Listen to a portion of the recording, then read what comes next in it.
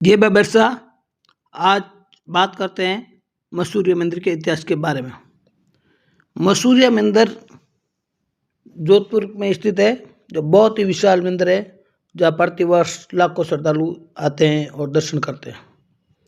ऐसी मान्यता है कि सबसे पहले की जो मंडोर था, मंडोर में पड़यार वंश का शासन था। पड़यार वंश ने राव चुंडा जी को दहेज में मंडोर दे दिया सन 1394 ईस्वी में। जब मंडोर को दहेज में दे दिया तो उसके बाद में राव जोधा ने मंडोर पर शासन किया। तो राव जोधा ने देखा कि चारों तरफ शत्रुओं का आक्रमण, एक समतल मैदानी भाग में मंडोर का किला था, असुरक्षित थे, शत्रुओं को बार बार आक्रमण होते थे और हार जाते थे।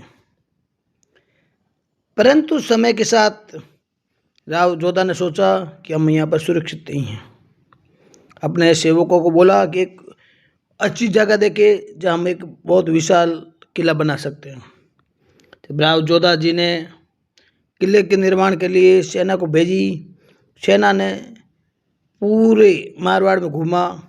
घूमने के बाद देखा कि जो मसूरिया पहाड़ी है एक खड़ी पहाड़ी है, और उसको चयन किया। और मसूरिया पहाड़ी पर जोधपुर का जो किला का निर्माण होने लगा। तो क्या होता है कि जो किला दिन में बनता था, रात में बिखर जाता था। राजा ने सैनिकों को पूछा, ऐसा क्या हो रहा है, ये किला क्यों गिर रहा है बार बार। तो राजा ने सैनिकों की संख्या बढ़ा दी। पहरा लगाओ कि पता लगो कि ये किला क्यों गिर रहा है, दिन में बनाते हैं रात में गिर जाता है, क्या वजह है।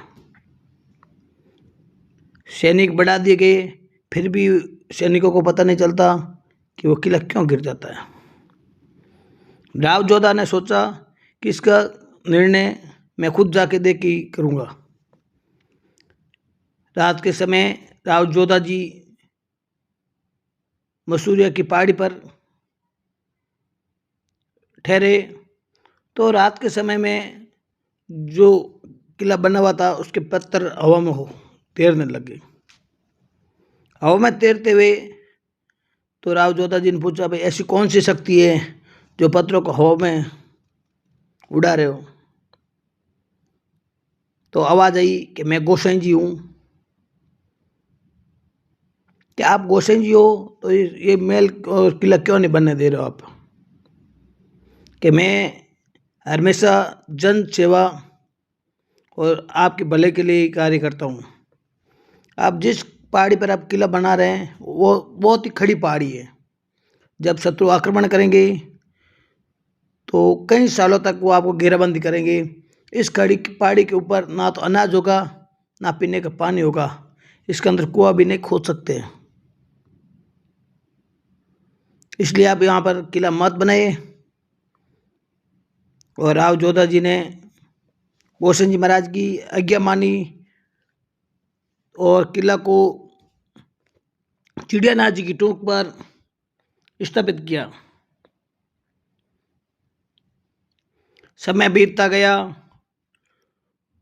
और लोग, आम जन सभी अपने कार्य में व्यस्त हो गए।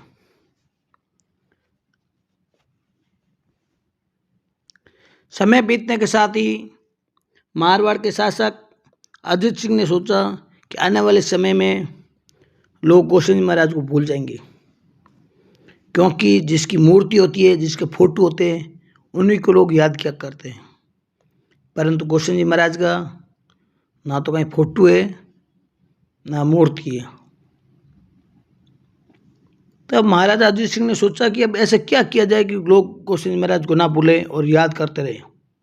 अपने मंत्रीगण वैज्ञानिक व्यक्तियों से सलाह ली और पूछा कि ऐसा क्या किया जाए जिससे महाराज गोसेन जी का नाम अमर हो जाए। तो सभी साधु संत, राजा के मंत्रीगण, सभी ने विचार विमर्श किया कि मूर्ति बनाए कैसी। तो ज्ञानी व साधु संतों ने कहा कि एक संत की मूर्ति बनाई जाए जिसके कंधों पर मोर बैठा दिया जाए और मंडोर में स्थापित कर दी जाए, और मंडोर में स्थापित कर दी।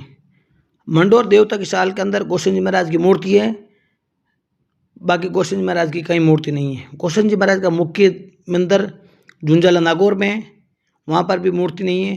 गोसेन जी महाराज का एक चरण चिन्ह है।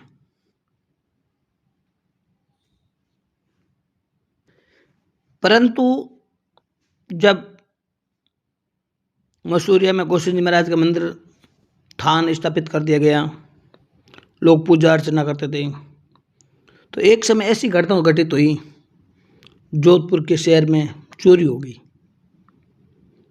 चोरी होने पर सेना ने चोर का पीछा किया। चोर भागते भागते मसूरिया मंदिर तक पहुंच गया। मसूरिया मंदिर में पहुंचने पर वहाँ पर बैठ गया। राजा के सैनिक पीछे पीछे पहुंच गए। वो पूछा, आप कौन हो और यहाँ क्या कर रहे हो? चोर ने बोला, मैं बाबा का भगत हूँ, यहाँ पर पूजा अर्चना कर रहा हूँ। तो ये मंदिर किसका है? चोर को पता था कि बाबा रामदेव जी के गुरु बालीनाथ जी थे। उनको वो पता नहीं था कि उनके दादा गुरु गोसेन जी महाराज थे, ये गोसेन जी महाराज का मंदिर है। तो उन्होंने बोल दिया चोर ने कि ये बालीनाथ जी का मंदिर है। इसी वजह से आज भी इस मंदिर को बालीनाथ जी का मंदिर कहा जाता है। परंतु पुरानी मान्यताओं के अनुसार ये गोसेन जी महाराज का मंदिर था। पुराने भजन, कथा, कीर्तन, सत्संग सभी में उल्लेख है मसूरिया में गोसेन जी का थान। मारवाड़ के एक प्रसिद्ध भजन है, कलश में कला नेजा रे माई नूर बाप जी, भाकर मसूरी गोसेन जी का थान। प्राचीन भजनों में, कथाओं में उल्लेख है मसूरिया में गोसेन जी महाराज का थान है। परंतु समय के साथ इस मंदिर का नाम बाबा रामदेव जी के गुरु गोसेन जी श्री बालीनाथ जी का मंदिर स्थल कर दिया गया है। बालीनाथ जी का मुख्य मंदिर व समाधि स्थल पोखरण में बालीनाथ जी का धूणा व समाधि स्थल है। मसूरिया में गोसेन जी महाराज का थान है। बाबा रामदेव जी का जड़ूला गोसेन जी महाराज के मंदिर झुंझला में चढ़ाया गया था।